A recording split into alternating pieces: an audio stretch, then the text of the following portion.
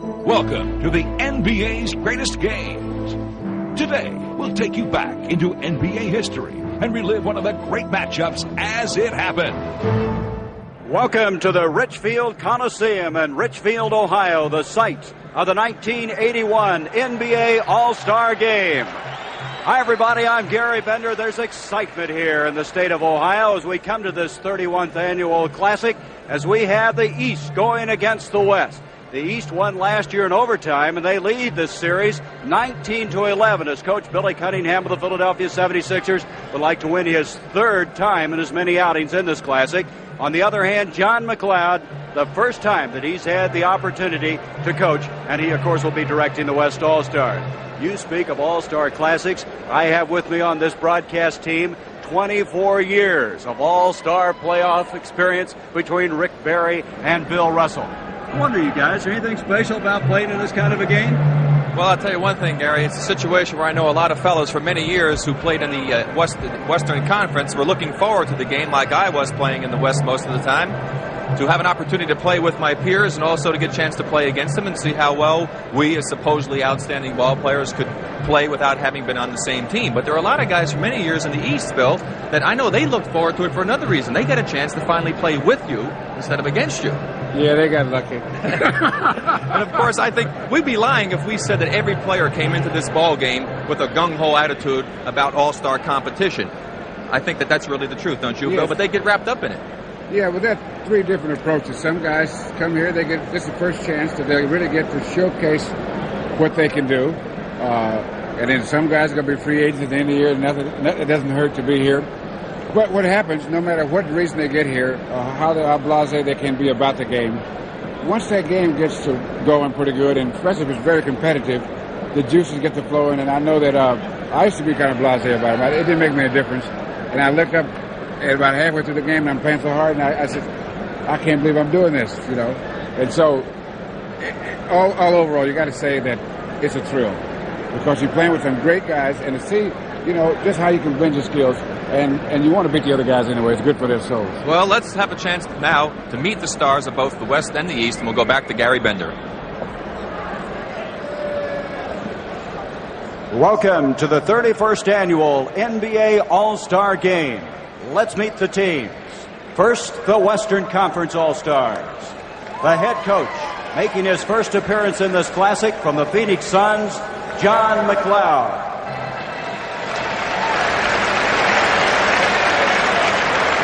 He is assisted by Suns coaches Al Bianchi and John Wetzel. The trainer for today's game from the Dallas Mavericks, Doug Atkinson. Now for the starters for the West. At one forward, making his second appearance in an All-Star game from the Utah Jazz, 6'5", Adrian Dantley.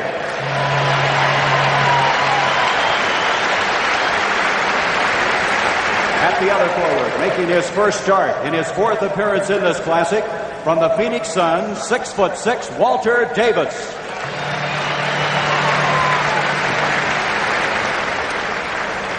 At center, the leading vote getter for the Western Conference team, making his 11th appearance, 7'2", Kareem Abdul-Jabbar.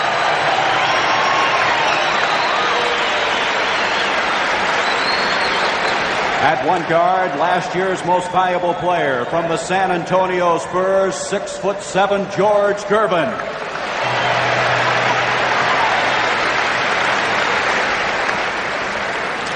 At the other guard, in his fifth consecutive All-Star game from the Seattle Supersonics, 6'4", Paul Westphal. Now let's meet the rest of the Western Conference All-Stars. Making his third All-Star appearance from the Kansas, 6'4", Otis Birdsong.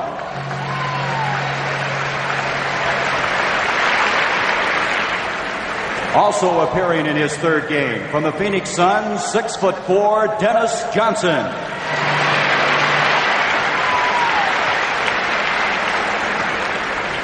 In his fourth straight All-Star game from the Houston Rockets, 6'10", Moses Malone.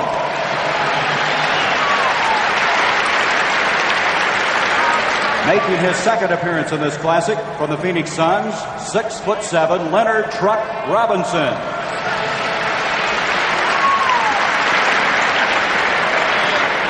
From the Seattle Supersonics, in his third All-Star game in 3 years, 6'11", Jack Sikma.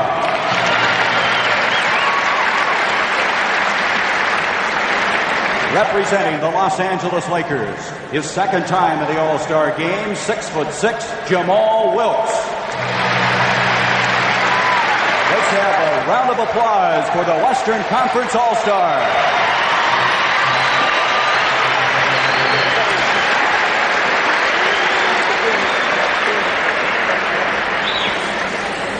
Now the Eastern Conference All-Star. The coach for the third time, unbeaten thus far in All-Star competition, the head coach of the Philadelphia 76ers, Billy Cunningham.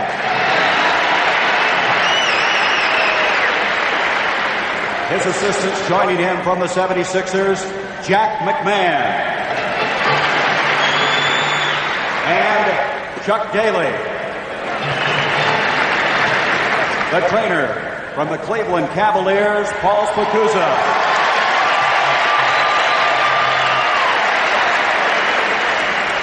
And now let's meet the Eastern Conference players. Starting at one forward, making his fifth straight appearance in an All-Star game, the top vote getter at this year's balloting, the Dr. Julius Erving.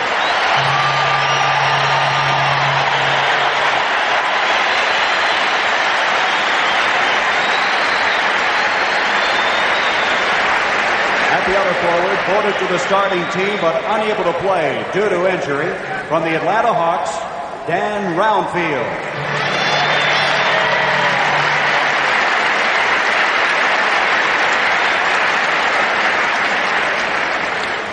Starting in his place, making his second straight appearance in this classic, from the Boston Celtics, 6'9", Larry Bird.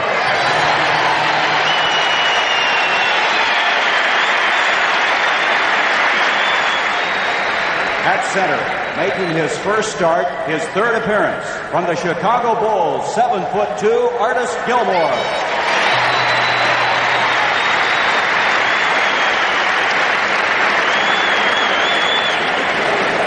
At one guard, a starter for the second straight year, from the Atlanta Hawks, 6'2", Eddie Johnson.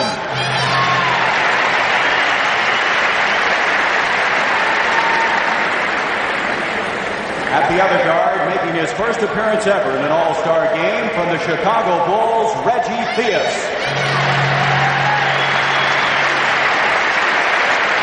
Now, let's meet the rest of the Eastern Conference team.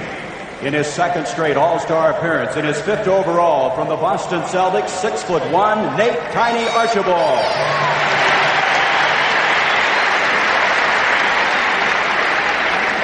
Representing the Milwaukee Bucks in his third straight All-Star game, 6'7", Marcus Johnson.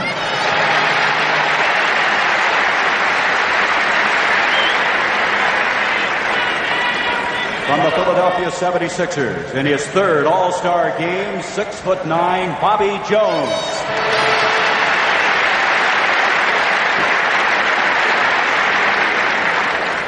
In his first appearance at this classic, from the Boston Celtics, 7'1", Robert Parish.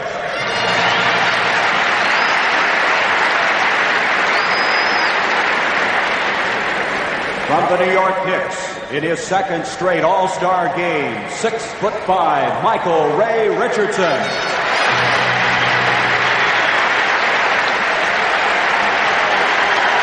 And finally, in his first appearance in an All-Star game, representing the Cleveland Cavaliers, Mike Mitchell.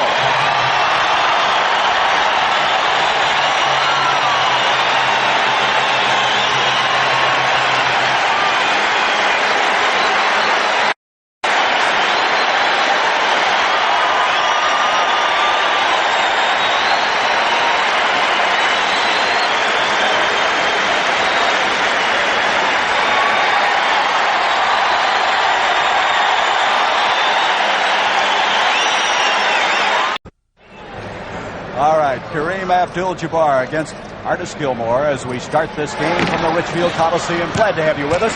This is Reggie Theus, his first All-Star appearance. He might be a little nervous in the early going. I think Russ jinxed him. He told me before the game, now's the time to show me, fella, and this is what he's showing him, kicking it out of bounds. Red Albert very high on Reggie Theus. Paul Westphal, he'll break it into Kareem. Kareem in his 11th appearance. Here's Westphal from outside, and Artis Gilmore brings it down. The Bulls really been rolling. They've won their last 6 in a row, and it's 500 now for the year. Eddie Johnson, his second straight start from the Atlanta Hawks with Westphal on him. He had 22 points last year. Here's the doctor from the corner. Rebound, cleared by Adrian Dantley. Here comes Walter Davis. Either team able to get it to go. You can see Larry Bird has an elastic bandage on his left thigh. He has been hurting a little bit. With those two centers they got in there, you notice that most of the guys are pulled up and take a jump shot. What are you trying to say? Well, with guys like Gilmore and Kareem, it's not all that good idea to start off going in there. Get some of that nervous excitement out of you anyway. Here's Davis out to Kareem. Gilmore's going to let him have it. Here comes the move for the sky hook, but Daryl Gervin has spotted the foul. Artis Gilmore picking it up. Well, in that situation, you don't want to let Kareem go to his right, and Artis gave him a little running start that way, and you have to shade his right hand. Make him go to his left and beat you to his weakness. Not that he's that weak going left, of course. You like that lateral movement, that big guy on the other big guy? He got there in a hurry, didn't he? Dantley, the leading scorer in the NBA this year with a 31.7 average. Can't get it to go. Johnson to third, a little behind him. Eddie should have taken that in that time.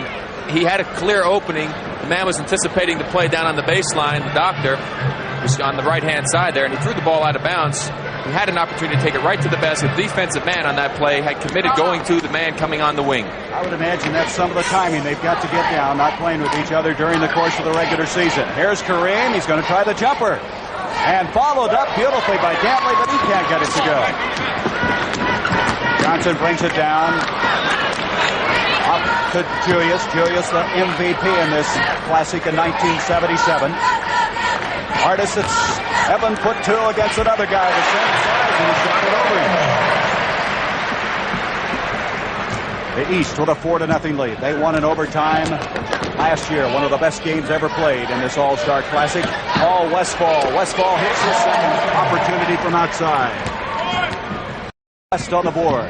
I guess if you were to analyze these two teams, the West has the most size, the East the most speed. And here comes George Gervin. Gervin with 34 points last year. He's playing with the other team this time. He's always played before with the East, but of course San Antonio is switching over to the Western Conference, going from the Central Division to the Midwest Division. Larry Bird with Dantley on him. 4-4 our score. Gilmore reaching in on him was Westphal. Johnson out to Theus. Bird, look at the good ball movement. 7 seconds on the shot clock. Now with 5, 4, 3, and inside a block by Kareem. It will be the East basketball. That's why Bill was saying you don't like to take it into the big guy too often, because that'll happen quite frequently against fellas like that.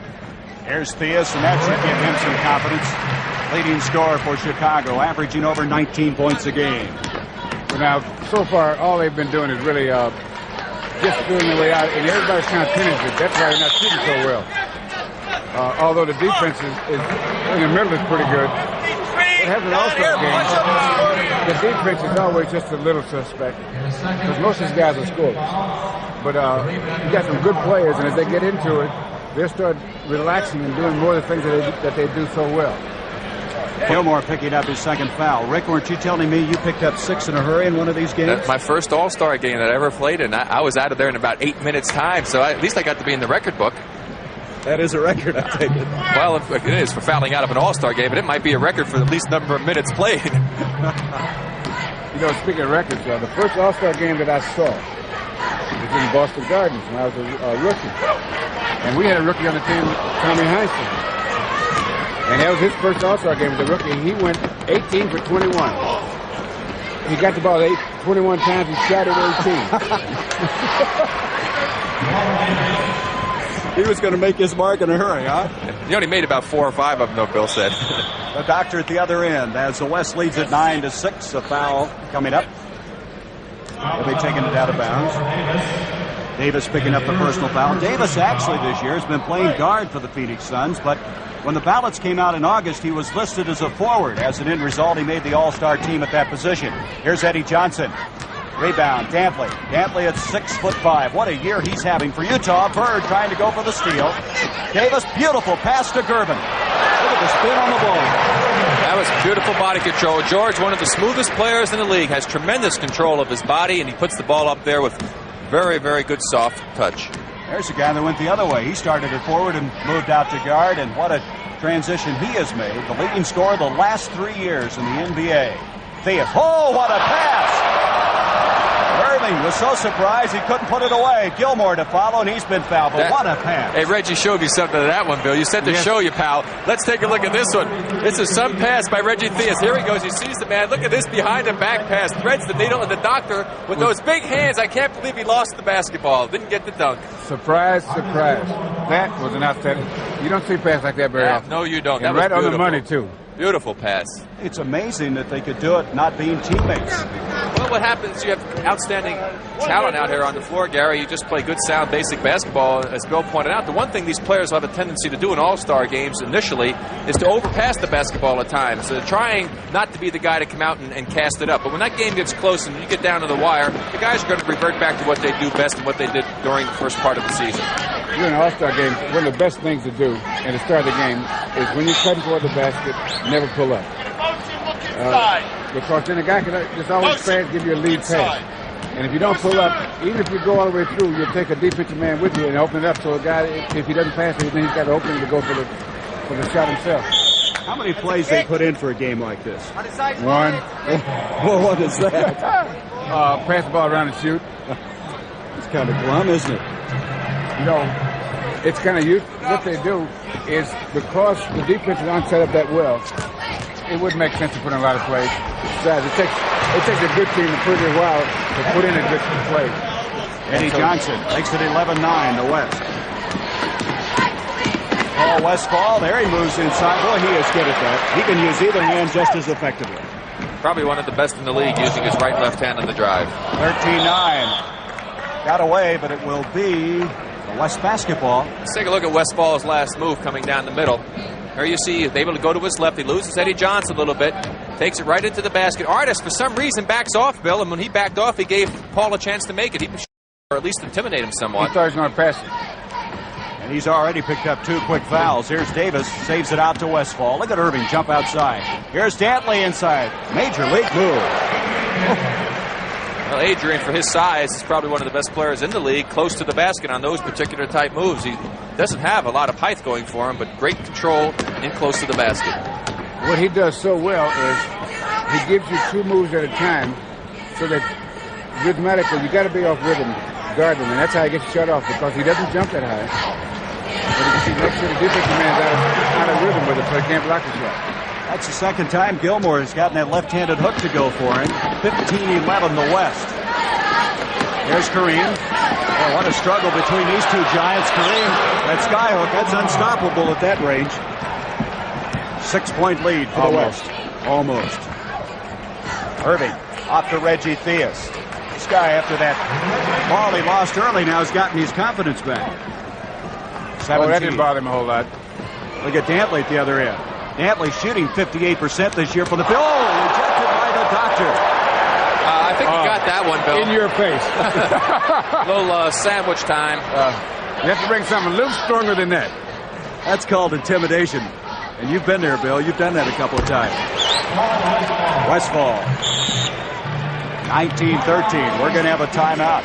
5 minutes, 26 seconds to go in this first quarter. Both teams kind of getting their sea legs here. Starting to put it all together. We're going to have quite a game. Stay with us at the Richfield Coliseum.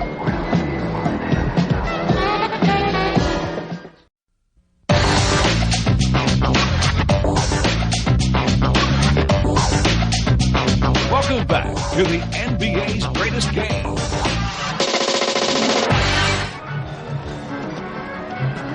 With Rick Barry and Bill Russell, I'm Gary Bender. We have 3 minutes, 12 seconds to go in this first quarter. You know, it's interesting, the 2 MVPs in the 53 and the 54 All-Star game. When I was a kid in high school, George Mikan came out to California with the Lakers, and I had never seen a pro game. That was the first pro game I'd ever seen. And so I went, after the game, I went by the locker room.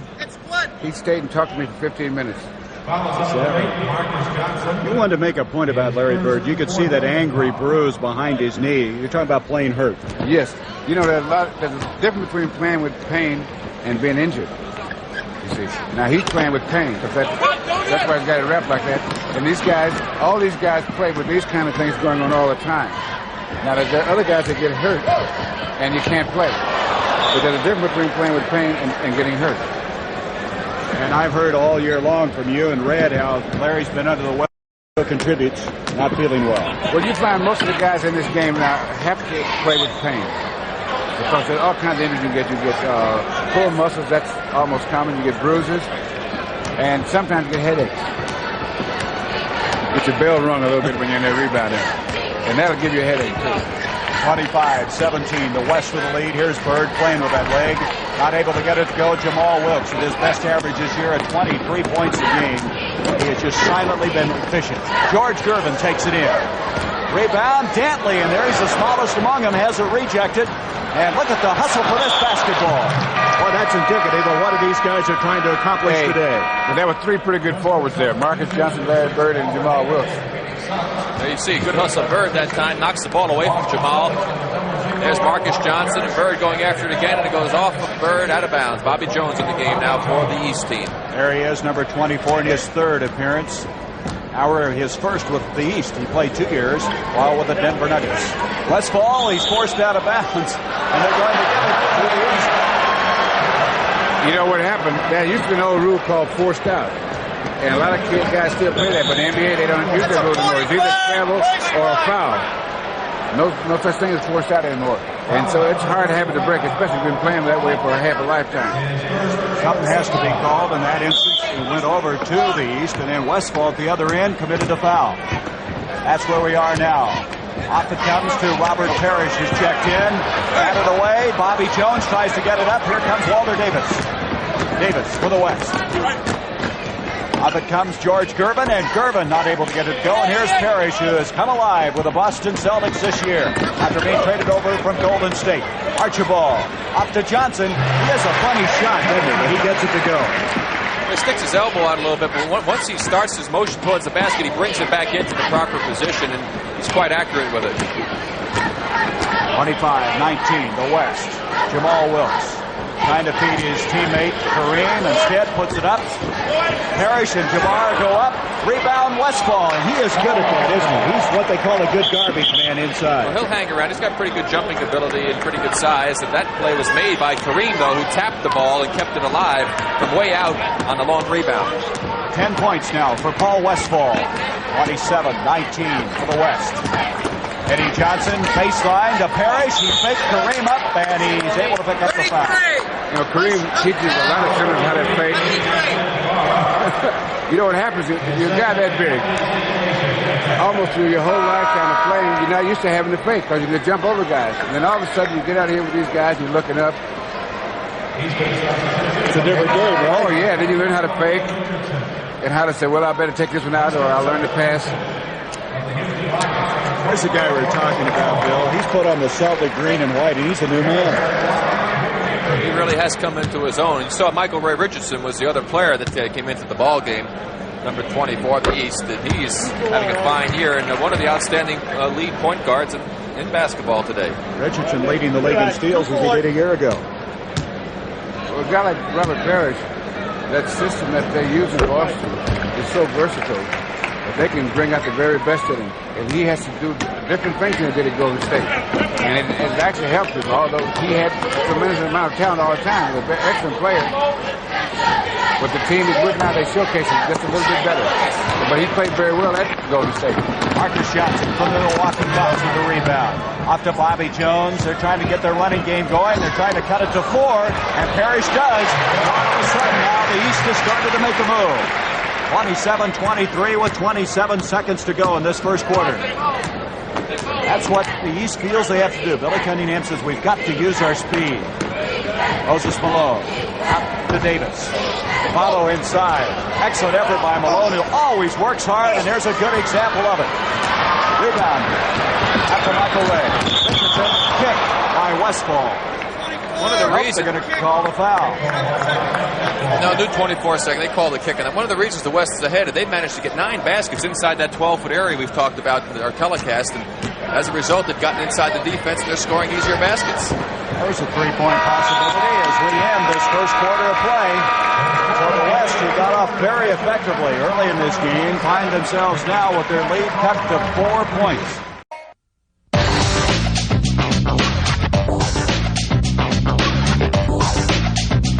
Welcome back to the NBA's greatest game.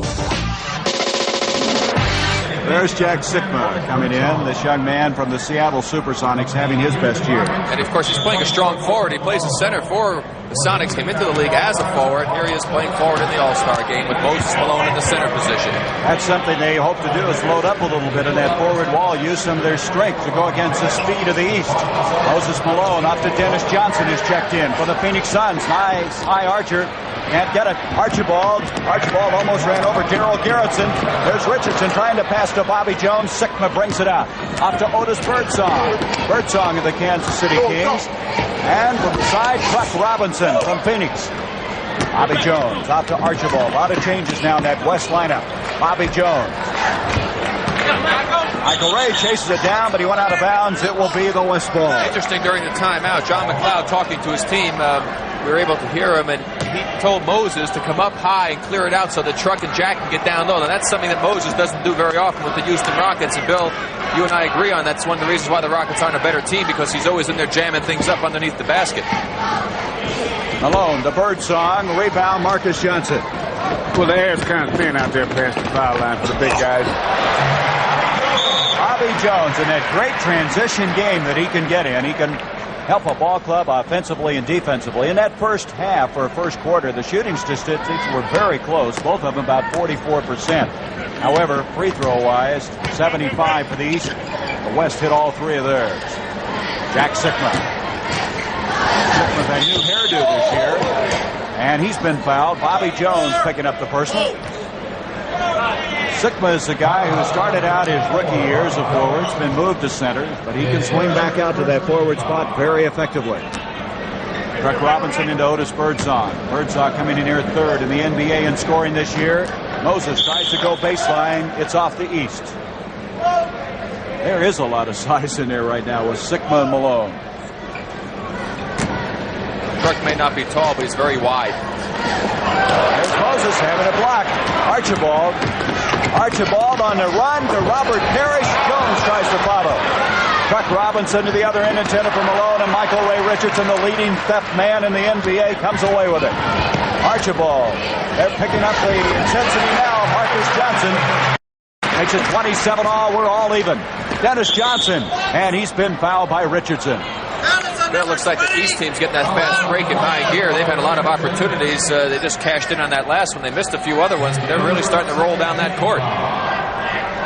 There's Richardson with the foul. We'll keep you abreast of who's coming into this ball game. Familiarize you with all 11 All-Stars on both teams. Johnson in there now with Moses Malone, Truck Robinson, Otis Birdsong, and Jack Sikma. The East, after that timeout, remained relatively the same with Marcus Johnson, Richardson, Robert Parish, Nate Archibald, and Bobby Jones.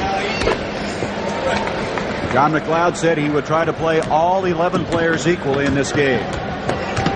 Well, that always works until you get a close ball game, and then you put the guys out there you think can win for you. Parish making a move, and we have a loose ball. 24 with a hard head check before the shot. That's Moses Malone. You know, I had to coach an All-Star game once. How did you do? Red Auerbach got thrown out. That was the game in '67 at the Cow Palace. I remember that one. Now, wait a minute. What's this? Yeah. The coach got thrown out. He got thrown out about 20 times that year, and the 21st time he got thrown out of the All-Star game in the first quarter. That was in '67 at the Cow Palace, San Francisco. Only time they've ever thrown a coach out of the All-Star game. Well, you must have been upset about something.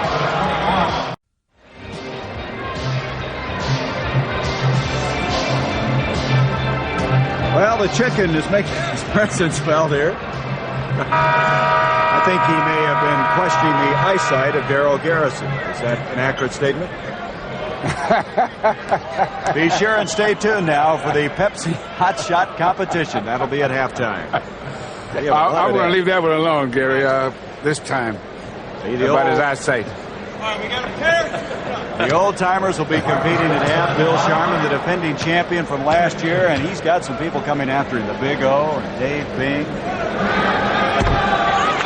Marcus Johnson makes it 28 all at 9:52 to go in this first half of play.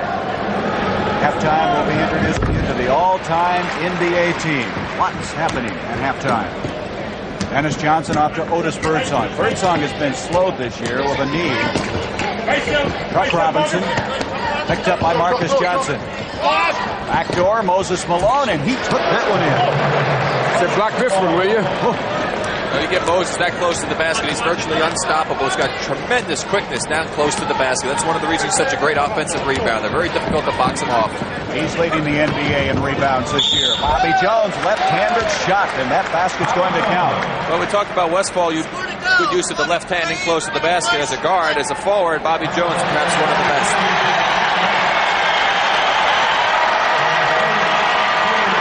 All the cheering centers around the fact that Mike Mitchell is getting ready to check in, the Cleveland Cavalier representative. And they are excited here in Cleveland about that. Bobby Jones makes it 32-30. The East now with the lead. And the fans in Cleveland need something to be excited about. They've had a rather dismal year. Dennis Johnson can't get it. Otis Birdsong tries to follow, and Archibald has committed the foul, and here comes Mitchell.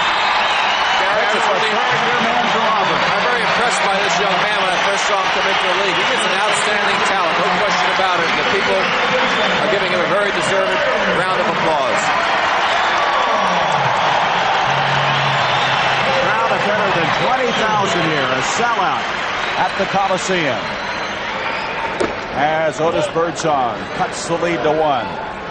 A lot of changes have happened in the leagues right before the All-Star break. Some of the teams that were leading were faltering a bit. The teams like San Antonio losing 3 of their last 4, and Phoenix lost 3 in a row, and the Lakers have moved up. So a lot of interesting things happening in the NBA standings. Chicago Bulls now at 500.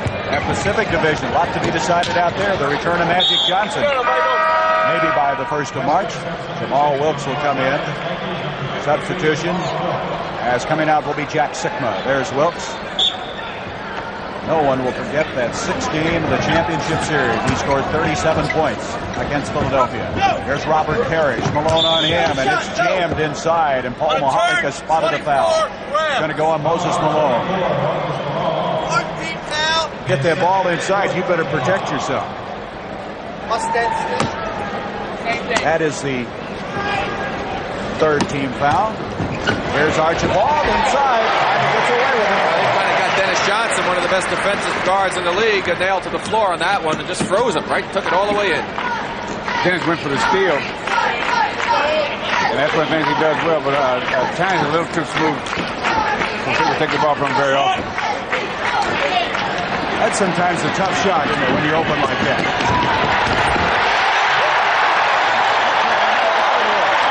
Oh, it's Archibald, but he gets it anyway. The crowd ignited by that basket by their hometown favorite, Mike Mitchell. Parish. And I tell you, the East is moving now. They lead by 7, 38-31. Here's that play coming up right now on the fast break. There you see a super bounce pass coming by Tiny Archibald. Threads the needle. Now into your picture will come Mike Mitchell. Lays it off the glass. Left-handed. Left hand. Nice move by Mitchell. He's going on the run and got it on nice and easy. Mike Mitchell added to this team after Dan Ranfield could not play due to an injury to his leg. He acquits himself very well. So the West led by 4 at 1 quarter. They now trail by 7.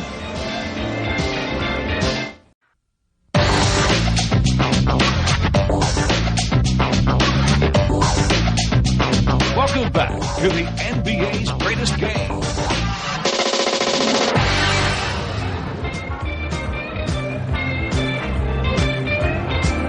All right, we're with Julius Erving, the doctor, most valuable player in this game in 77, and you guys are playing serious again, Doc.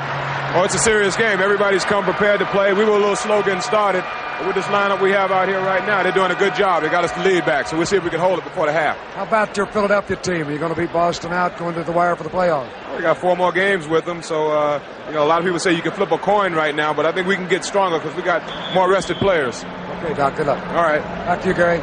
There's the stats on the first quarter of play, and the big stat is the fact that 9 unanswered points to jump to the 7-point lead, 38-31, after trailing by 4 after 12 minutes. Otis Birdsong, let's see, checking the lineups. The West has remained the same, and the East likewise. Here's Jamal Wilkes. Boy, he has a beautiful soft touch.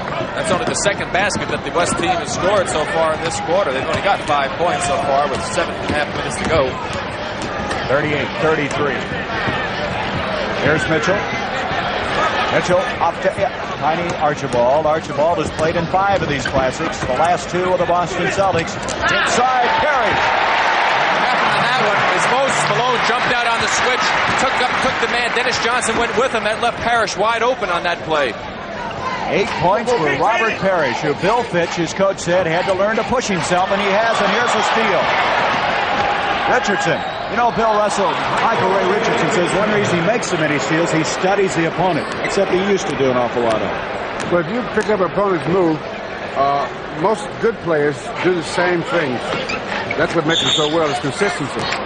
And so you can pick up a rhythm on what they do, and you can't anticipate. You can see a guy cutting in, you can pretty much guess what kind of pass you make. Now, if you can do that 2 or 3 times a game, you can change a ball game that might have been a 1-point loss into a 1-point win. Well, if you can average over 3 steals, you'll lead the league, won't you? That's right. I'll be pretty close to it. Here's Jamal Wilkes again, and this one goes in. Wilkes with a hot hand makes it 42-35. 6:40 to go until halftime. Mike Mitchell, or the crowd reacting to everything he does. Wilkes out to Otis Birdsong. Birdsong kicks it off to Truck. And Robinson, who for a big man has remarkable touch, hits from outside his first 2 points. 6:21 to go in this second quarter. Both these teams now starting to shoot the ball much more effectively. Archibald off to Michael Ray. Sugar Bear brings it into Parish. Malone trying to push him out. Way short. Wilkes brings it down. Jamal Wilkes. Johnson trying to stop him. Off to Otis Birdsong, and Birdsong can't get it to go. He's been averaging almost 27 points a game this year for the Kings. Dennis Johnson holds up Archibald. Parish to try again, and a foul. That was on number 21. That foul is going to go against the Truck. One thing that makes him so effective, Robert Parish, that is, you look at Truck Robinson there, is for a man his size, Bill, he turns and squares and faces the basket. That really puts the pressure on the defensive man having to guard him. And then he puts the ball over his head, so you got to get almost on top of him to block it. But he can give him a problem with it, unless you want to punch him in or something like that. Well, I don't want to do that. Of course, he can shoot the jumper, and the thing about it is he really has the ability to put it on the floor, so it gives him great versatility and makes it very, very difficult to defend. 10 points for Parish, who, by the way, is shooting 56% from the field this year. That's 8th best in the NBA. So he's had good shot selection this year for the Celtics. Dennis Johnson. Dennis Johnson had a good all-star game last year. Came on very strong late in the game. Had 19 points in 20 minutes. Archibald up to Richardson, back to Tiny. There's Johnson. Trying to get one. He got his hand into one before that also. He turned it into a basket, so he wasn't about to let Tiny get the best of him that time. Well, Dennis Johnson's been the top vote getter in the NBA all-defensive team the last 2 years, and there's the reason. You just saw it. He really works out there. There he is, pressuring Archibald again. 44-41, the East of the league. Archibald tries to shake Johnson off, and a foul is spotted by Daryl Garrettson. That'll be on Dennis Johnson as Jack Sikba now checking in. There he is. You know, I played with a guy, Casey Jones, that played defense like that. And you have no idea how much that helps the front line to have a guard out there that's harassing either their best shooter or their ball handler, because it makes it easier to play defense, because they don't give the guards a chance to make that perfect pass. And so if you got a guy that's a good shooter and he has to struggle to get the ball, you know, and then he gets it out of step or behind him or in front of him because the guard's putting pressure on him to make that pass, that really helps. You don't want to let those guys get comfortable out there. Right. And if you got a guard that can put pressure on their front line, that makes it so much easier to play defense under the basket and on the baseline. The Dr. Julius Erving is here, and Jack Sickler with that very, very unusual. Has his first 2 points of the afternoon, 45-43. Almost unblockable, the Sickler shot, unless you're right up on him. Parish takes Moses in. What a move! And he's battling with Sickler. Malone comes away with it. Parish looked like a pretzel that time when he went up in the air. Jamal Wilkes up to Otis Birdsong. Birdsong brings it out to Sickler. Dennis Johnson shakes loose, and Johnson hits 2 in a row. Johnson with 5 points, and it's all even, 45 all. 4:12 to go till halftime. Boy, this is shaping up to be a dandy. Here's Archibald. Jamal Wilkes with a good position underneath the boards. Off it comes to Johnson, Jack Sickler. Now the West starting to run a little bit. Broken up this time on the doctor. Now watch this. And a foul. Almost got the shot to go. They tried to take the foul so the Doc couldn't go in and get a dunk, and he almost made it with the circus shot. Let's take a look at it right here. Well, here we're going to see the play. Dennis Johnson gets the ball to Jack. Jack could have hit him right back with it on a bounce pass. He didn't get it, and there's knocked away by Mitchell. Now here comes the Doctor on the move. Now watch the foul. Jamal's going to grab him so he doesn't get a chance. There he goes, underhand, little roll with the right hand. Almost goes for the Doctor. Great play. East, West, 45 all.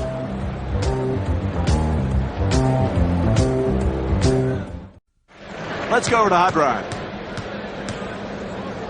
The world champion Los Angeles Lakers, and you're missing a little bit of magic. And when's it going to be back? Well, we hope within 3 weeks now, Rod. He's been shooting with us in our game workouts. He hasn't competed with any defense yet. We're going to start that in the next week or 10 days. So hopefully by the mid or end of February, we'll have the Magic Man back with our club. All right, that's Magic Johnson. Back to you, Gary. Paul Westhead, the coach of the Los Angeles Lakers with Hot Rod. Here is Dennis Johnson off to Jamal Wilkes. Erving is on him. 3:43 to go in this first half. Look at Jamal try to shake loose. Off to Johnson. Dennis Johnson now has hit 3 in a row. 7 points for the Phoenix Suns guard. One of the reasons this East team has gotten themselves back into this game when they were trailing in the first quarter is they've established that inside game, something they weren't doing well as a result of their breaks and getting those inside opportunities. 7 baskets to 2 so far in this quarter for the West. For the East, that is. Reggie Theus threw it away. We've just been told the attendance today is 20,239. That's the largest all-star attendance in a conventional basketball facility. They have come here. They love this game here in Cleveland. And the weather was not all that good outside the arena, but we are sold out in the Richfield Coliseum. Malone can't get it, but Sickler can. Jack Sickler with 4. They kept Moses outside of his normal area. That's not where he's going to hurt you that much from, but Jack was in the right place for the offensive board and the basket. 49-47 the West. Inside, 3 minutes. Erving, rebound, Johnson. Johnson's doing it all right now. Playing defense, rebounding, and shooting a basketball. Jamal Wilkes. Birdsong tries to follow. Here we go. 3-on-1. Sigma back. Theus takes it in. He got away with it. A little contact there. That's one of those plays you talk about a lot. That could have been a foul, either a charge or a block. 6 points for Reggie Theus in his first appearance. Very well. A foul on Richardson reaching in. Let's go back on that drive by Reggie Theus. So let's take a look when we watch the position of Jack Sickma, see if his feet are planted on this move or not. Here goes Reggie. He's committed now. Jack moves. There's the contact. Should have been a block on Jack Sickma, but they elected to call nothing. Well, just a little hit. Yeah, they let a lot of those little ones go, unfortunately. When you're a player, it gets very frustrating. Those little ones you feel the next day, right? Moses Malone will check out. Here comes Truck Robinson in. Truck, his first time in the All-Star game as a Phoenix Sun. Dennis Johnson, you see his average. He's the man that came over to Phoenix in exchange for Paul Westphal, and both of them in this All-Star Classic. 51-49. You can probably hear in the background, don't foul, don't foul. Coach John McLeod indicating that. Up it comes into Artis Gilmore. Theus. Look at the pass line, this guy, to Gilmore. There's John McLeod, his first time as the All-Star coach, his 8th year at the Phoenix Suns held. And there's Johnson. Boy, is he hot. 4 in a row for this guy. He's not a real bad shooter, you know, for a guy that doesn't have a great touch. I was going to say, he's supposed to have a reputation of being an average shooter. What's happened to him? Another bad scouting report? Well, I would never call him an average shooter. Mike Mitchell, and the crowd loves it as he's tied it up again. 53-all with 1:35. There's that great defense by Richardson. Anticipation. He's really playing a whale of a game defensively. Boy, he has long arms, doesn't he? Out it comes to Mitchell. And Mitchell again. The East lead again, 55-53. And that was an outstanding pass by Michael Ray Richardson. Richardson trying to become the first player since they kept statistics on steals to win the stealing title back-to-back. I guess that's what you call it. Now, there's a heck of a move on Jamal Wilkes, but let's take a look at the last play on the steal. There's Richardson. See the great anticipation as he picks up the ball, takes it down the court, advances it quickly. East really liking to get down the court. There's a drive. He draws 2 men. There's the pass off. Sigma gets a piece of it, but not in time. Mitchell gets his 2. Gilmore picking up the foul. He leaves with 3 personals as Robert Parish checks in. You look at Jamal Wilkes. Wilkes this year is 9th in the NBA in scoring. Having his best year. His other appearance in the All-Star game was in 1976. He's on that team that Rick Barry played on that won the World Championship. Mike Mitchell follows, and this guy's really playing well. I tell you, it's nice to be playing the All-Star game in your own building. I had that happen to me the year that I was fortunate enough to win the MVP. It's a real big plus. 57-56. The East by 1. Backdoor. And Dennis Johnson right now has 13 points. He had 19 points last year, as we mentioned, in 20 minutes rather. So he has picked up where he left off a year ago. Eddie Johnson on the drive, and at halftime, we'll have a live update on the 24 Hours of Daytona. As following our telecast today, we will hopefully be able to bring you the finish of those grueling 24 hours. Johnson at the line. He has 5 points. It's all even again, 58-all. The West team has to be very happy, Bill, that they're hitting those outside shots. They're really not getting in. The defense has been pretty good on the part of the East. Heads up play there by Parish, and they have a chance to take a shot with about 3 seconds left on the game clock. They have 15 seconds on the shot, 3 more in the game, and so you can see Eddie Johnson now taking his time. Johnson wheels in. There's 6 seconds on the shot clock. Parish. Erving with a rebound. He got it to go, and the basket will count. A foul coming up. That's what you call your great individual effort right here. You know, what's so great about Jules Erving is not only does he have imagination, but you got to have imagination to even think of things like that. But then to be able to pull it off. Yeah, you can imagine it, but you got to be able to do it, right? Somewhere along the line. Right. So you got 2 things going for you. You got to be able to think of something that outlandish and then pull it off. No time ticked off the clock that time. They never did get the ball in bounds. There's still 4 seconds on the clock. Substitution. Archibald will come in for Parish as Billy Cunningham getting somebody in there to pressure in the backcourt, or to bring the ball up in the backcourt with 4 seconds left. Let's see what they can do with it. 2. Mitchell with 1. They had enough time, just didn't get the shot to go. Very, very entertaining first half of play.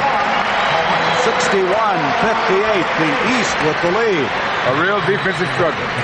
Exactly. That's what you usually find in All-Star games. You got too much offensive power out there.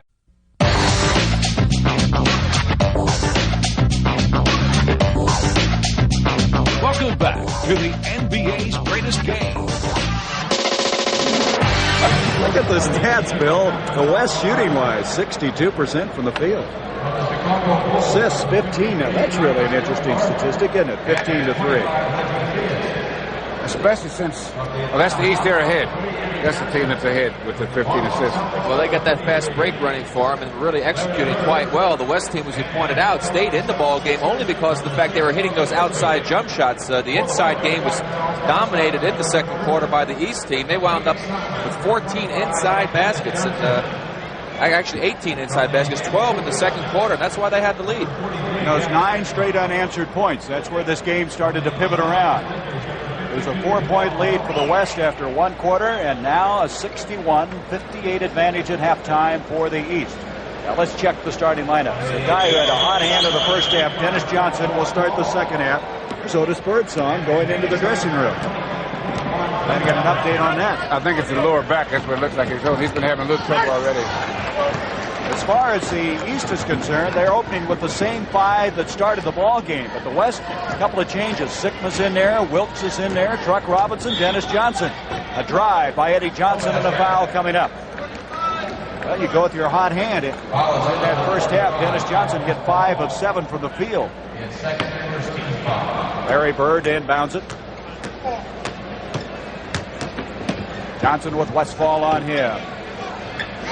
Into the doctor, he makes a move, but Jamal Wilkes has committed the foul, and that basket will count. Ooh, well, I know they called the continuation, I guess, on that one. It gave him the basket on this move. Jamal was quite upset by it. Here's the pass inside to the dock. Here's the push-off. And a continuation, lays it up with a reverse right-hand spin move, and he gets the basket and the chance for the three-pointer, which he converts. That foul on Wilkes was his 3rd. You know, if I had tried some of the shots that he does, I think I'd spin the ball the wrong direction. You know, you got to spin it to make it jump off the board with it. I think I'd get mixed up on which way to make it spin. I don't think your hands are big enough. He's got the most incredibly long hands. I put my hand up next to Julius, and it's like he has another joint. It's incredible how long they are. You tell me, though, Bill, you had a shorter thumb that made it tough for you. I couldn't grip the ball. 1-4 with one hand. But it takes more than big hands to do what he's doing. Eddie Johnson driving in. Westphal tries to stop him to Gilmore, and Artis with a left-hand stop shot. Now that's what we call a real high percentage shot. You get a lot of those, and you're going to stay in the ball game. You lead the league. You know, he is leading the league in field goal percentage, shooting 67%, and those are the kind of shots he's been taking as Truck Robinson hits one. Let's go to Hot Rod for an update on Otis Birdsong. Gary, the report from the bench is he was not feeling well when he came into this game. Slight touch of the flu, and he has stomach cramps. Nothing real serious, but maybe he'll be back. All right. Hey, Hot Rod, it may not be serious to you, but I think he's trying a little serious. It's easy for him to say. He doesn't have the cramps. 66-60, a 6-point lead for the East. Bird comes away with it. Larry Bird, despite that leg that's bothering him, he said it's not as sore as it was 3 or 4 days ago. Wilkes to the other end, and Jamal Wilkes for 2. Jamal Wilkes. Wilkes now with 11 points in this game. Bird, Larry Bird, and that's his first 2 points of the afternoon. I think he's a little upset because he's thrown that last one away. So he said, okay, I won't throw this one away. Get it out of the net. There's Jack Sigma watching. Out it comes to Moses Malone. Malone with Gilmore going to let him take the shot. Dennis Johnson brings it down. He'll try to go up, and he's fouled by Bird. That's where Dennis has always been so tough. You're going to look at Walter Davis on the offensive boards. He's got such great size, jumping ability. Gets in there and picks up so many offensive boards, just like on that one.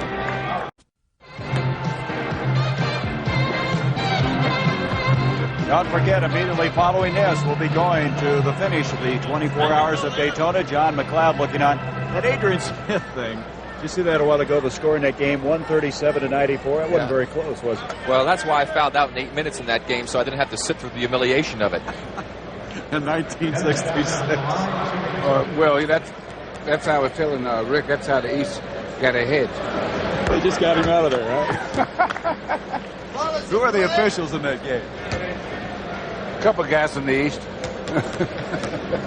Dennis Johnson with 14 points. I remember in that game, he called an offensive foul, said that I pushed Chamberlain out of the way in the drive. I said, hey, I could use all my strength with 2 arms, and I couldn't push him out of the way. 68-64. You know, the next time we have a look at the MVP, we'll see a familiar face on the screen. 1967 MVP was Mr. Barry. Here's Reggie Theus. I've watched this game. Kareem Abdul-Jabbar watching as Theus now with 8 points. 70-64, the East of the lead. 9.5 minutes to go. Gilmore goes down, as does Malone. No damage, I guess. Well, you can't hear those big guys, they push and shove. I hate to be underneath all that. Jamal Wilkes on the drive and a foul, and another body hits the deck. I heard a Gilmore about killing Julius going for the block on that play, but you said there's no contact in the middle. You wonder why those two big guys fell down to the ground. No, there's Moses. Giving it up to Jamal. He makes the drive. Now here comes Hardis over to go make the block. Now watch out. The guy that gets the worst is Julius. Look at this. Take that, Julius. Guess who had the foul, too? Julius. Here's Truck Robinson. Batted away. Quick hands by the doctor. Dr. Reggie Theus. Oh, wrong side. Had the right idea, but Wilkes comes away with it. Dennis Johnson broken up by Theus. And here's Eddie Johnson. Eddie Johnson. Boy, that's a foul move. I'll tell you one thing. The selection of the passes on that particular exchange was not exactly the best. Eddie Johnson's so fast that you can't set up to play defense on him. You're just trying to keep up. I noticed on that break there, those two guys are pretty fast. They never had a chance to set up because he's so fast. They were just trying to keep up. Went right by him. Hubie Brown said he's a thoroughbred. The way he can run out there. I think that shows what you were just saying. They got it into Wilkes, but can he get it by Gilmore? He cannot. Wilkes again. Look at that shot. Tipped up by Malone. Here's what Malone does. He'll just battle you to death in there, won't he? I'm going to tell you one thing. He was intimidated, Jamal. He just threw it up and said, boy, go over this guy, will you please? That's what big guys do for the little forwards to come in there. They got to have been in there in the first place. Hey, listen, one thing I tell you, when I had to play against this guy, Gary, I used to say, hey, I'm going to take it into him every time because I figure if he blocked the first two, the percentages definitely swung in my favor because he was good, but he didn't block everything. Gilmore leaves. He has 4 fouls. Parish replaces him. We just wanted those little guys to think a little bit before they came in there, just to give you the proper amount of respect. Hey, is that the Rick Barry we all know? Doesn't look very happy there. I got 2 black eyes, right? You may shoot a free throw, something free, something for nothing. 72-65. There's Johnson. Westphal tries to stop him, and a foul coming away. Paul Mahoney putting it inside. Westphal and Bird will now impact the ball. Westphal with 3 personal fouls. Here's Bird. Bird, that's a great shot for him, but he can't get it to go. He loves that area. Malone brings it down again, and Malone is averaging over 14 rebounds a game. It's just awesome on the offensive boards. And there is Westphal at the other end. 72-67. Westphal with 12 points. Good balanced scoring by this West team. 15 by Johnson, 12 by Westphal, 11 by Wilkes. Bird, Puck Robinson picking up the foul. There's Tiny Archibald. You were just talking about 14 rebounds that most Malone's averaging. I was looking at NBA guys a couple of days ago. You know that one year Oscar Robertson averaged 11 assists, 12 rebounds, and 30 points. That's by himself. And Bill, you used to lead the league by averaging over 20. You don't see that nowadays. Westphal, super pass that time, and the West got a nice break that time. Bill, let me develop that a little more. I know I saw years where they'd average 25 rebounds a game. Why had they dropped off? Well, 2 things there. First of all, there's more playing defense. And so when you're playing zone, you don't get a chance to be in motion enough to get good rebound position. And plus, the shooting percentage goes up. And so you got guys, you got whole teams now shooting over 50%. And in those days, you'd have the leading shooter in the league would shoot 45% to 44%. And now you got a whole team shooting 50%. Kuzi, you're telling me, never did average over 40%. Here's Erving, and right now these 2 teams are really heating up.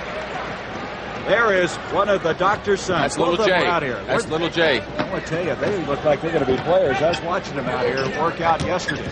Here's Truck, left-handed, no doubt. It's kind of a page off of some other players' book there.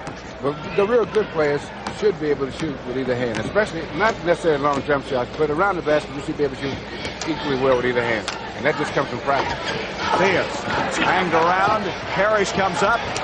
Parish, Theus both battling. Robert Parish to try again, and Bird almost had offensive interference. He should have. Here's Dennis Johnson. Westphal wide open. Rebound Parish. How quickly he got down to the other end on that play. Eddie Johnson Pass broken up. Look at the hustle by Paul Westphal, and this game has really picked up. Both these teams going after the ball. Some excellent shooting in this third quarter of play. There's a good play. Pass out by Parish. Fast break opportunity. Eddie Johnson taking it down the floor, making the pass over to Theus. Theus tries to make the bounce pass into the layup, but there's Westphal with great hustle to knock it away. A 3-point lead for the East.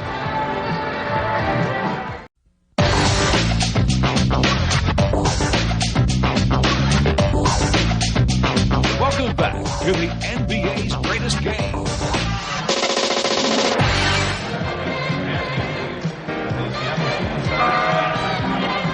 Well, the chicken having a good time. He was out there dancing with the girls a while ago. Everyone enjoying this game. 6:11 to go in the third quarter. 3-point lead for the East. Robert Parish. Rebound by Kareem was checked in. Also coming in is George Gervin, Walter Davis, Adrian Dantley, and Jack Sikma. All of those coming in for John McLeod's West team. Here's Dantley, who started the ball game, hasn't been in since. Sikma fakes Bird up, off to Dantley, and that was an extra play goaltending against Perry. That was excellent team play, and that's a good example of what good basketball players will do. They're not familiar with one another, but they just did basic things. Good pump fake, drive in, man picks you up, drop it to the open man. Nice basketball. 4 points for Dantley. Larry Bird gets it inside. Back out to Bird over Jack Sikma. Sikma might have hurt that shot a little bit. He got up high on it as Gervin comes down to the rebound. You see now that Davis is playing a guard. He came in as the forward on the All-Star team. Now they have him out at a guard with George Gervin as Dantley can't get it.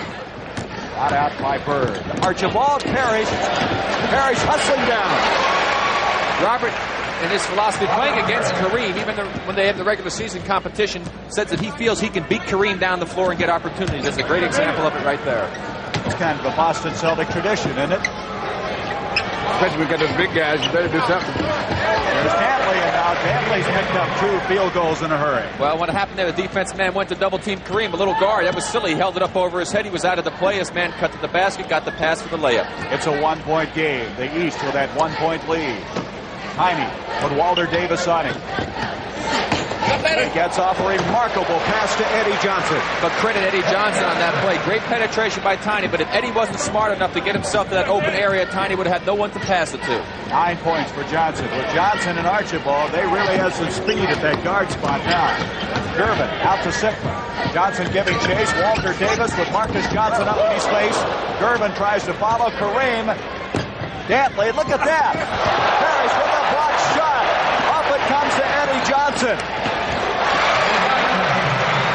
That's because Robert Parish kept that ball in play when he made the block. He didn't swat it out of bounds. Bill, take a look at this block. Well, we got the end of the play. We missed the block. Here's the layup by Johnson. The other end on the live action. Kareem is fouled as he goes inside. Dantley took one of the longest strides I think I've ever seen trying to go in a moment ago. You know, I have to point out one thing about the All-Star game. Getting the MVP was certainly a big thrill and an honor for me in that game, but I felt one of my teammates in the game and during the season, Nate Thurman, was really the instrumentation behind our being successful, because we played a front line of Wilt Chamberlain, Bill Russell, and Jerry Lucas at the start of that ball game, which is pretty formidable. And he just did an unbelievable job. And yet, because I had a good, outstanding offensive performance, I got the MVP. I've always felt, Bill, that you could have 2 awards. An MVP, like a guy in that game, could have been Nate Thurman, and an MOP, or most outstanding player. Remember this guy, Bill Russell? I'll never forget him. My body will never forget either. I think I still have some bruises from him. You're really only 30 years old. You can't tell. For that basket, Bobby Jones has 7 points, 84-79. Green got it down too low. Parish, look at that pass. Off to Archibald. Sikma back. Trailer to Marcus Johnson. Sikma brings it away. Marcus Johnson fouled. Boy, we're seeing some passing in this game. It's starting to feel pretty good. We'll watch the play again. Robert Parish, good outlet pass, gets it out to Tiny. Tiny on the break, takes it into Jack, right behind the back pass. There you see Jack moving a little bit, moving under Marcus, picking up the foul. Jack didn't like it, but he did move his foot to get in position. A penalty and 3 to make 2 for Marcus Johnson. Johnson coming into this game averaging over 21 points a game. That's 12th best in the NBA. He was a starter the last 2 years in this All-Star Classic. 3rd straight appearance. 79. 39. Walter Davis. Parish is there, and wait a minute, we're going to have goaltending, I believe. That's exactly what it is. Well, part of the ball was still within that imaginary cylinder. We'll take a look at it here. The ball must be clear of that cylinder. Now, let's see right now if that ball does bounce off and get out of the cylinder running up from the basket. Now, here it comes off. Well, this angle is going to be tough to see whether or not that... Yeah, that ball was still over the rim. Good call. What was interesting on that play is how Bill Russell got that big smile on his face. I think you've had a couple of those called against you. Green into the Iceman. Intended for Dantley. Look at the quick hands of Archibald. The scramble and a jump ball. Quick hands and long arms. Which is better? In this case, it was an even match. As they'll jump it up. There's Tiny. The comeback player of the year last year. Boy, he had quick hands, didn't he? Well, left-handers tend to do that, you know. That's right, you're both left-handed. They call these guys sneaky quick. Eddie Johnson, Davis commits a foul. The basket will count. Eddie Johnson, who had 22 points last year, doing very, very well in this game. Well, there's the play. George Gervin controlled the tip, but Dantley wasn't able to handle it. Nice save there. There's the drive by Johnson. Right there, Walter fouls him. He maintains body control, lays it up with the right hand. Super play by Eddie Johnson. The East moves out to a 7-point lead. Looks like he's got ice on that right knee, doesn't he? Yes. Well, you know, he's had problems with his knees for years, and that is not may not be an indication of anything. Eddie Johnson, that three-point play, has 14 points. It's 89-81, the East. Having had to suffer through some bad knee myself, normally during the game I would keep it hot and only put the ice on after the game. I'm really surprised that's the type of therapy he's using the ice instead of the heat. He used those braces, didn't he, for quite a while, and then he discarded them last year. And, of course, hasn't played with them this year. George Gervin at the line. Last year, the MVP in this classic, 34 points. Prior to this year, the last two seasons, he was a leading vote getter in the All-Star balloting. This year, it was the Doctor. 89-82. The Iceman was 7 points. Bobby Jones is checked in to the East lineup. He, along with Marcus Johnson, Robert Parish, Eddie Johnson, and Tiny Archibald. Archibald inside. Parish there again. Saved by Archibald, but to the wrong side. Walter Davis. Marcus Johnson on him. Dantley, Sikma with the open shot. Rebound. Davis again. And they'll have placed 24 seconds, but Davis puts it up. Davis with 6 points for the afternoon. Davis in his first start as an All-Star. Archibald. Bobby Jones. Davis again. He's all over the place. Walter Davis backing in. Beautiful pass to Dantley, but he's got to bring it out with Parish on him. Sikma up to Gervin and a foul. 24! George Gervin guilty of the foul. Offensive foul. George Gervin was muscling them. This West team a lot quicker than other combinations they've had in there. They're trying to get that fast break game. Can you imagine Walter Davis is about 6'7", playing a small guard? That's what this game's coming to, isn't it? Big men outside. Marcus Johnson.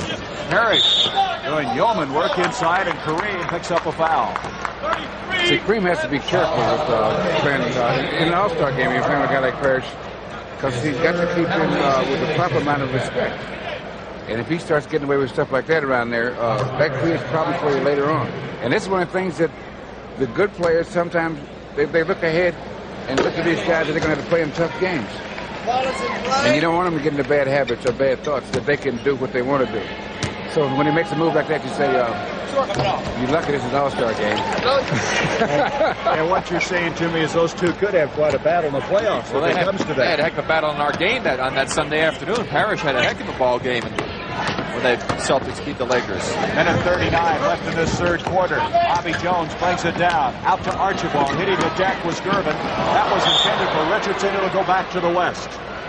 91-84. 9 turnovers against the East. They're all even in that department. It is an example of players not knowing one another. Archibald anticipated Richardson staying out to the outside, but he went to the basket and he threw the ball away as a result of it. Reed looking inside. Dantley is fouled from behind by Marcus Johnson. Now we'll watch this play. Now watch Adrian Davis. This is where he's so good. He makes the cut coming from out of your picture on the left. He'll come into the screen. There you see he gets the inside position on Marcus. You have to beat the man across the floor when he's coming to the ball. Otherwise, you're going to get a foul or he'll get the pass and make an easy basket. This guy's found a home after playing for 4 teams in 5 years. That home being with the Utah Jazz, leading the NBA in scoring. And somebody said something about him. They said not only does he score points, but he scores important points. I think we talked about last week, there's guys that come in and play meaningful minutes. Maybe there's some significance between the two. That can make a difference. It's not you're going to get a certain amount of points, but you can get a guy you can count on when the games have ebbs and flow, and when you need to break the other team's flow or to pick up yours, and the guy can get that basket when you need it. Those are important guys. Those are game winners. Richardson is fouled by George Gervin, trying to stay with this man from the University of Montana. That's 3 fouls on George. Richardson to the line. Michael Ray Richardson, his 2nd straight All-Star game. He is 3rd in assists. He leads the NBA in steals. His average is down just a little bit, but he's still averaging over 3 steals a game. The Knicks were struggling on a road trip a few weeks back, and they were talking about the fact that the club needed a floor leader, someone to take charge and really be the leader. And Michael Ray said, "Okay, guys, if that's what you want, I'm going to be your man." He was a guy that was kind of lost in his rookie year, then came back very strong the 2nd year, and this year also. Sigma backing in, Jones on here. Kareem Abdul-Jabbar. Here's Richardson with a rebound. 45 seconds to go in the 3rd quarter. Up to Archibald. Marcus Johnson and Daryl Garrettson spot something. That's Adrian Dantley committing the foul. A little reaching in there. We were talking about earlier, some guys, they don't let you reach in. Rick, you're telling me about when you used to play, and guys like Bill Sharman, different players, Bill, they just don't let you reach and grab and pull it all. They kind of snap away at you. Yeah, and they'd say, keep your hands off, unless you mean it. Unless you mean it. I think they meant it. You just had to look at Bob Lanier. It was big, forcing that Milwaukee Bucks team. Michael Ray Richardson makes it 95-86 in favor of the East. As we wind down the end of this 3rd quarter play. Kareem with Parish on him, and Bobby Jones took it away from him.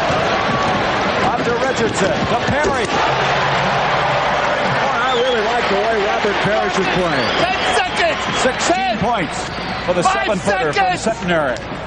Gervin. Take that, big guy. That was impressive. In your face. And that is the end of our 3rd quarter, and what a way to finish the 3rd quarter. 9 points for George Gervin. It's a 97-88 game. The East All-Stars trying to make it 2 in a row.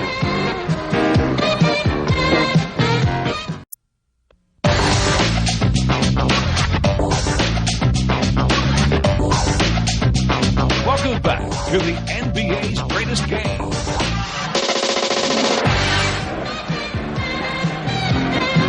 Hey, the 31st All-Star Game. And the Commissioner, what are you doing with that check there? Well, I have a check to present to Bob Hope on behalf of the USO. The NBA is contributing to the USO today $50,000. And it's in the interest of the Bob Hope USO Center in Washington. That's great. The That's USO great. is great, and I hope all the fans of America will help the USO in the future. There you go, Mr. Hope. That's pretty nice. And that was great of you last night, entertaining everybody at the banquet. Well, they were a great audience. And it's a thrill just to see this. I've never seen a game this fast and beautiful. And, Commissioner, I just want to tell you, this is awful good. And this is going to help build a home away from home for all our service guys in Washington. Wonderful. Yes, sir. All right. We want to bring in Van Gordon Sauter, the president of CBS Sports. Van, I understand you went to school here and you did a little refereeing. A little bit of college freshman refereeing. Not terribly distinguished, I may add. So you must be pretty proud of this game. Everything seems to be going just great. Exciting game. We probably should go right back to it. It's a good contest. We're going to bring this guy in again. Well, I think we should. He might do very well down there as a referee, All right, Bob, you got a vote. You got an MVP you like in this game? I'll suit up if you need me. But I want to know if you're going to vote for an MVP. I've got legs like that. Who do you like for most valuable player? Well, I'll tell you, they're just fabulous out there. I couldn't pick a player out there. I'm just bewildered by the fast play here. It's sensational. All right, let's go back to the action. Gary? All right, Hot Rod, I tell you, that Bob Hope is a funny man. What did he get in the banquet last night? 99-88. That last basket scored by Bobby Jones, he has 9. Yeah, he was good, Gary. We'll answer that question. I was going to say thanks a lot. You guys leave me on a limb out there. You didn't like him, tell me. You guys are all right. He's had a lot of experience, though. You know, that guy is 77 years old, and he looked great. We should all be so lucky when we're 77. Sure. Do basketball players live till they're 77? I hope this one does. The game isn't old enough to know yet. Bob Stinner, our producer, I'm going to use this line, said, what would they know about humor? They wouldn't be able to evaluate it anyway. Well, you guys are really shutting down on me right now. 101-88, Richardson with 7 points. Well, the West team's going to have to start. Gary, who you with? They have to establish themselves real quick here. They're going to lose control of this ball game. Westphal, who had a run and hit very effectively early in the third quarter. Dennis Johnson, 13 points in that first half, and he is fouled. So Johnson is in, Westphal is in, Wilkes, Truck Robinson, and Moses Malone for the West. Let's see, the East comes back with the same 5 that left before that timeout. As Johnson to the line. He really gave this team a shot in the arm, you know it? Came in and hit 5. Some long jump shots, too. And he's known mostly for getting a lot of stuff around the basket and free throws. Russ, you were telling me about how you found this guy. You were coaching at Seattle at the time. Yeah, he had... when he first got out of high school, he didn't go straight to college. He worked for a year. And so... we figured that he was eligible for the draft 4 years after his high school class graduated, not 4 years after he started college. And so we knew that, and so on that basis we drafted him. You had a guy who had a line on him. A lot of people didn't. That pass saved by Wilkes. That was who, Bob Hopkins? Yes. You know, this guy watched more basketball games than any person alive, Bob Hopkins does. He's such a great scout. That's why he's such a great scout. He just loved to watch the game. Well, if you wonder what all the crowd is reacting to, it's this guy, number 30, Mike Mitchell of the Cavaliers. Crowd loving every time he comes into the ball game. That last foul against Malone, his third, and another foul inside. It's going to be Parish picking it up. That'll be his second, and Malone will go to the line. Billy, you've talked so often about studying where rebounds go. They tell me this guy does the same thing. He really studies backboard and what people will have happen to the shots that are missed. He's taking a page away from your book. Well, I'm glad to hear that. You know, rebounding is more of an art than most people realize. In that certain people and certain kinds of shots give different kinds of rebounds. They have long rebounds, middle rebounds, and short rebounds. Then you have exceptions. Take a guy like Oscar, never had a long rebound because he shot the ball with such the kind of spin that it never bounced high. So we got a lot of shots that are bouncing around. And the other guys like Erving Baylor, he'd never have a short rebound because it either went in or it didn't. Bobby Jones now with 11 points. Jamal Wilkes misses in the East right now. Has a 105-91 lead. 2 more. Mitchell with Mike's this crowd here in the Coliseum. He has 10 points. Timeout called by the West. And the West, as Rick Barry said earlier, in danger of losing any chances of pulling up in this game. 9:48 to go. Randy Smith, who's now playing here in Cleveland with the Cavaliers at this stage of the game, the 9:48 mark, the biggest lead of the contest by the East of 107-91, some 16 points.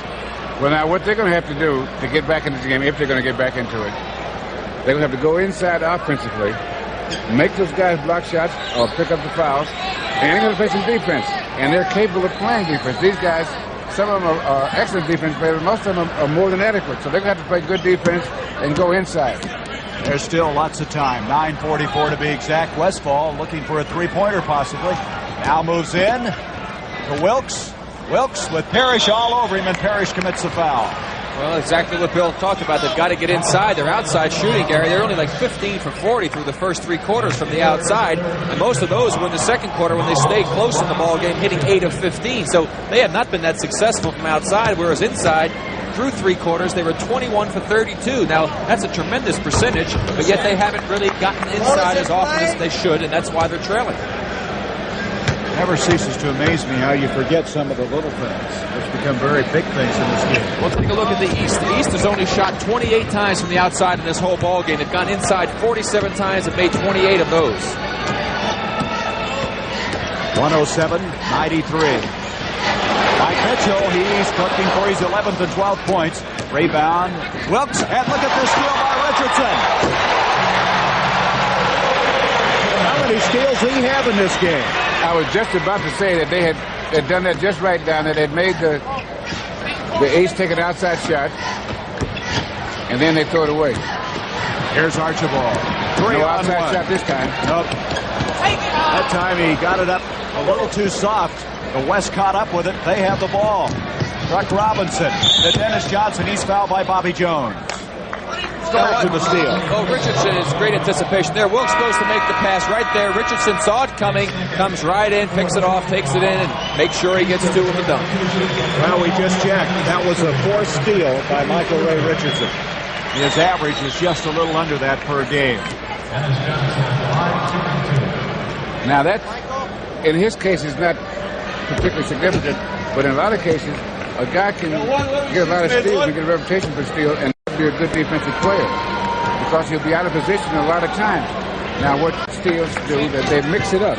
Sometimes they're gamble, but if you do it too often, then the other team can use that as a weapon. Then you're trying to steal and you're out of defensive position. Archibald, see the pressure put on by the West. Richardson, rebound Wilkes. He seemingly always has good position on the defensive board. Up to Westphal. Westphal uses a pick, and I mean he got a pick from Malone and hit that rainbow shot. Well, he had a rainbow because Robert Parish is right in his face, and he still has managed to get it in the basket. Well, the last few times down, the East has not been able to go inside, and they've had to shoot jump shots, and they've missed them. Now, except for that steal, Richardson, they would have picked up 6 straight points instead of maybe 8, instead of 4 out of 6. Gilmore comes in. He's playing with 4 personal fouls. He checks in. Parish will get a breather at the 8:17 mark of this game. Archibald. Johnson out, trying to reach in on him. A tiny wheels in. He's got it. And a foul also. And he hits the deck pretty hard. Here's the move. Richardson into Tiny. Tiny into Gilmore. Now back to Tiny. There you see a little bit of a switch back out. Nobody picked him up. He went down the middle. They didn't close it off. He laid it in and got fouled. Foul on Truck. That's his 4th. Chance for a 3-point play for Archibald, who has 7 points. You know, he gets away with an awful lot in the middle. He goes down there and disappears. Comes out of there with 2 points. This time 3. 111-97. Steal attempt that time by none other than Richardson. Change shot by Malone. Moses Malone with 8 points. 111-99. Inside 8 minutes to go. Here's Mitchell. Mitchell into Artis Gilmore. Malone staying tough on him. Erving, look at that. He has more shots than it's imaginable. His imagination getting away from it. That was a bit creative. Pass inside, and now he got that in there. Beautiful assist by Archibald. 16 points for this man. What a class man he is. The Dr. Julius Erving, one of the leaders in this all-star game in the NBA for that matter. Westphal, tough shot, and he got it. Westphal, a little creativity on that one. 16 points for Westphal. Westphal was 16, 19 for Johnson, 15 for Wilkes, the leading scorers for the West. 16 for Parish, 14 for Johnson, Eddie Johnson, 11 each for Jones and Richardson. Let's go back to that shot by the Doctor. There's Tiny with the ball. Julius has inside position. He gets it to him, makes the fake, makes a move, does almost a 360 as he reverses and dunks it with the right hand.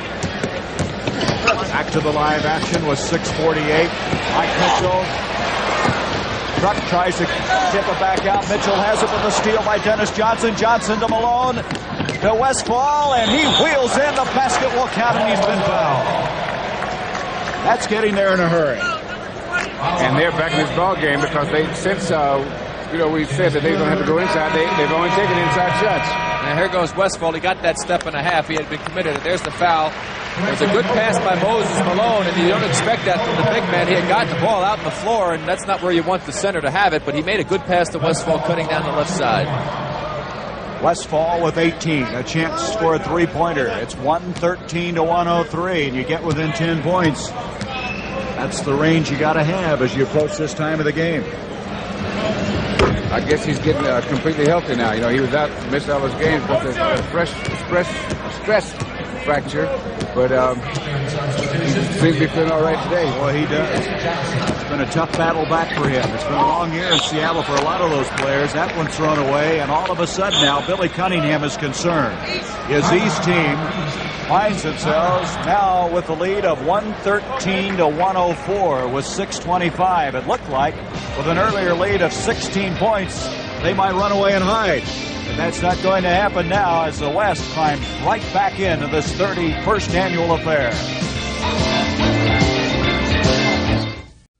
A 9-point lead for the East. They call timeout. They're a little concerned at this juncture of the game. And Kareem's going to cut it by 2 more. There's Otis Birdsong. We mentioned he has a touch of the flu. He went in, took the jersey and uniform off. He's back out in civilian clothes. Otis told me to tell you that it's more than a touch. More than a touch. It's enough to get him out of the game anyway. That's 7 straight points by that West team to get back in it. Interesting enough, Rick, earlier was the other way around. East had 9 unanswered points early in the ball game, and now tables are reversed a little bit. Sigma picking up the foul. That's his fourth. And Mike Mitchell will go to the line. Well, up to the point when we said they had to get inside, Bill, the West team had not scored an inside basket from 12 feet on in. That they've gotten inside there. Their last 4 baskets have come from the inside. You know, the remarkable thing about this guy, he was a college teammate of Eddie Johnson's at Auburn. What a college team they had at Southeast Conference. 12 points for Mitchell. He has done well before his hometown fans. Walter Davis bringing it down, 115 to 106. 5:45 left. Sigma taking Mitchell in. There's that shot. He is fouled. Boy, he gets that shot up high, doesn't he? Well, what Jack does, he gets the elbow right out in your face, and unless you're an exceptionally tall man, you really don't have a chance to block it, and then he gives you little pumps, and if he gets you leaning the wrong way, going up or down, he'll shoot it right in your face. Second foul on Mitchell, the penalty in effect. And he uses his body real well to bump you. See, bumps you comes out. The thing he's doing is to throw your rhythm off, so that you can't go up at the same time he goes up. And so he's doing about 3 things to make sure he gets his shot up. And again, like so many other big men, he can put it on the floor and go to the basket if you overcommit. Very intelligent basketball player, averaging just under 20 points a game this year. 3rd in rebounding, leading the NBA in defensive rebounds. He has 6 points now, and it's 115 to 108. The West very much alive in this game. Johnson out to his former college teammate Mitchell. Out it comes to Davis. Davis almost traveled with it. Remarkably was able to avoid that. Richardson after him to George Gervin. Important trip down the floor for the West. Gervin can't get it to go. Artis Gilmore brings it away. Off to Richardson.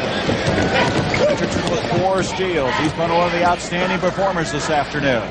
Now to slow it down a little. 13 seconds on the shot clock. 5 minutes left in the game. Wide open. Gilmore tries to follow, and it is hectic in there. That was just bad defense on the part of the West team that time to allow Eddie Johnson to go from all the way outside to the basket. People lost sight of where the ball was, and as a result, nobody was in position to help. East will play it in. Richardson brings it into the doctor. Julius can't get it. Look at Kareem kind of push up that time on Gilmore. Well, Gilmore's kind of holding just a little bit.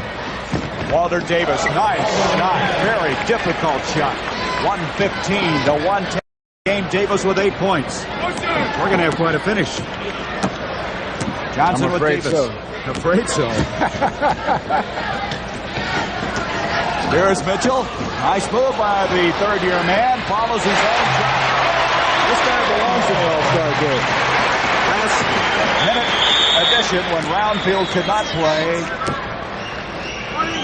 And right now we have a timeout called. It looks like a 20-second timeout as John McLeod's team huddling. Well, you see Artis is kind of leaning into Kareem on that play. There you go, Mitchell. Misses the shot, comes right back, hustles, shoots a jump hook over Jack Sikma for 2 points. Mitchell's 10th in the NBA in scoring. That's what it is, a 20-second timeout.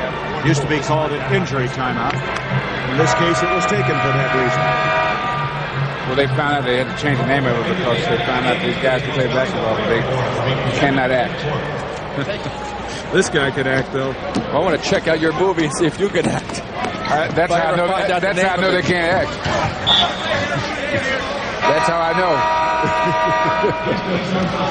It looked like you might be able to. That's all you got. Bobby Jones coming in. Mike Mitchell checks out. West with the basketball. Kareem trying to find room. There's no place to put up that hook. Walter Davis hits it, though. And all of a sudden now it's 117 to 112, and Davis has 10. And he has really come on in the second half after scoring only 2 in the first half. Richardson with Gervin on him. He shovels it to the wrong side to Davis. Davis on the foot race comes away with it. Doctor was after him all the way. A chance now to really whittle it down. Davis, he is fouled by the Doctor. I don't know why Walter was trying to do what he did. There were 4 defensive men down under the basketball, and yet he was going to try and drive around Julius. He would have just driven into Artis Gilmore and would have driven into Bobby Jones and a couple other people. Had nowhere to go on that play. Well, maybe he figures once he gets inside, either he can draw a foul or pass one of the other guys filling in the space when the guys converge on him. Well, he did get the foul, so he got a break there. Julius wasn't real happy with it. He thought that he didn't do anything. Walter had just slipped. This man here has really picked up the West. He hits 2 more, and all of a sudden it's a 3-point game, 117 to 114, 12 points for the man they call the Candyman, Walter Davis. Richardson with Gervin on him. A little shoving inside. Doctor back to Michael Ray. Look at Gervin stay with him. Some tough defense now. The Doctor, 7 seconds on the shot clock. 5 as he wheels in a foul on Jack Sikma. Doctor got himself in some trouble there. Jack had knocked the ball loose. He was fortunate to pick it back up as Tiny comes in for Michael Ray Richardson. That foul on Sikma is his 5th, as there's Otis Birdsong. He's now in civilian clothes. It's tough. You want to play in this game and come here and not feel well.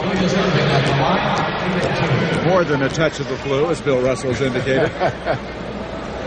16 points for the man who was the MVP in 77.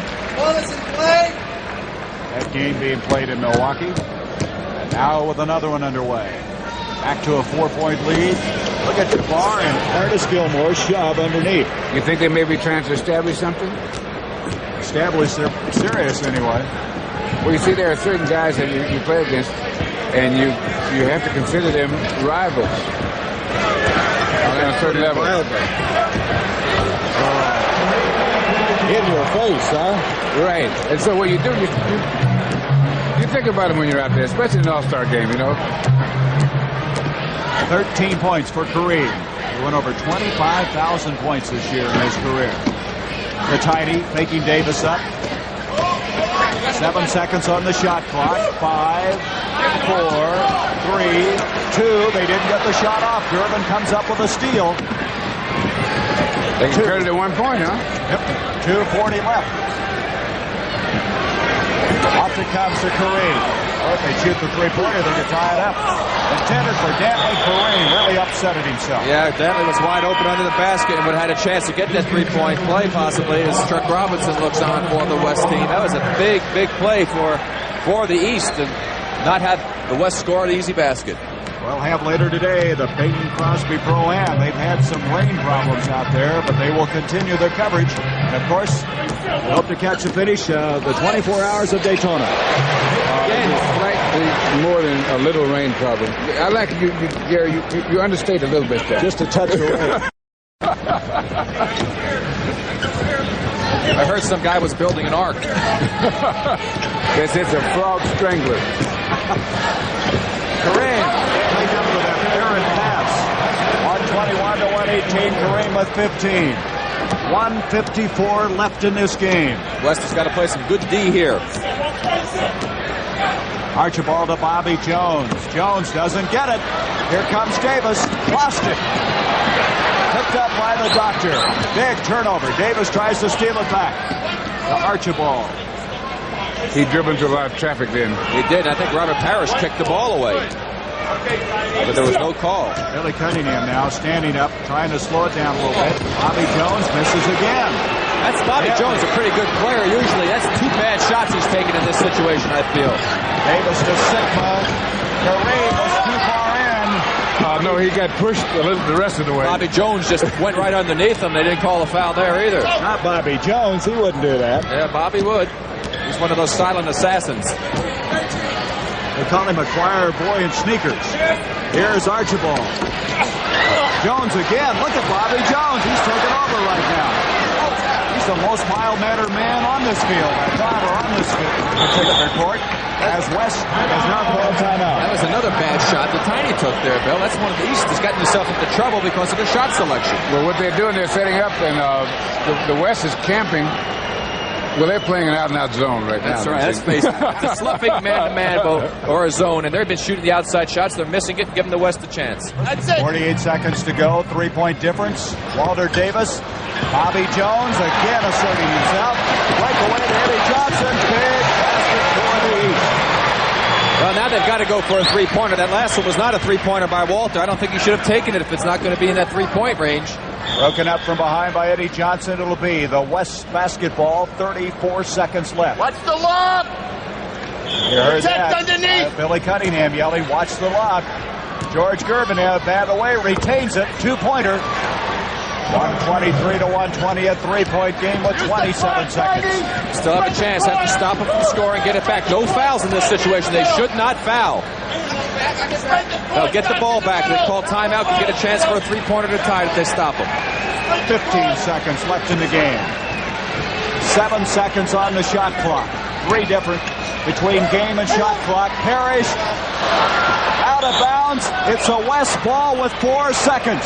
Now they can set up a 3-point play and tie this and send it into overtime. Well, with another timeout called, the West mapping last-second strategy. You see the vital statistics on your screen. Bill, you're just saying East made a lot of changes defensively just for this particular play. Well, what they put in was a lot of quick guys because they don't have to worry about height now. So you get Marcus Johnson, Julius Erving, Reggie Theus, Bobby Jones, and Michael Richardson. This is for lateral movement defensively. They're trying to defend against the three-point shot. And so your height is not a factor. What they want to do is just get the ball. Here we go. 3-pointer. Sigma on the way. Kareem, and the game is over. Jack Sigma was designated to try the 3-pointer. He does not get it. And for the second consecutive year, the East All-Stars have won it. Billy Cunningham is still unbeaten as an All-Star coach. He now is 3-0. 2 of those in back-to-back seasons. As far as scoring is concerned, 19 points for Westphal. Also coming up with 19 was Dennis Johnson. 16 points for Theus, 16 for Eddie Johnson, 18 points for the Doctor. Mike Mitchell with 14 points, doing very well. Parish with 16 points. Robert Parish at one stage of the game, we had him with 10 rebounds. The MVP is going to be a very difficult choice, but we'll be finding out in just a moment as to who, in fact, has won that award. And there it is. Tiny Archibald has come away as the most valuable player in this 1981 All-Star game. Let's go now to Hot Rod. All right, Gary, with me, the commissioner of the NBA, Larry O'Brien, and Nate Archibald, the winner. It was a great game and a worthy recipient of the Most Valuable Player Award. Tiny, it was terrific. You were the first among your peers this afternoon, and here is this award, and I'm happy to present it to you. Thank you. Thank you, Commissioner. How about there at the end, Tiny? Were you a little nervous? Well, I wasn't nervous. I felt that I could penetrate on them, but what they was trying to do was force us into turnovers. I tried to get the ball to the people, penetrate as much as I could, and then dish off. I felt that our running game was there, and they had big people. I thought they was going to post me a little more, but we got a couple of fast breaks, and that's the reason why we won the basketball game. Western? It was a fine game, and I thought it came right down the wire, and I think Tiny summed up just how it worked for the East. Just another great game, and thanks to both of you. Congratulations, Tiny. Thank you.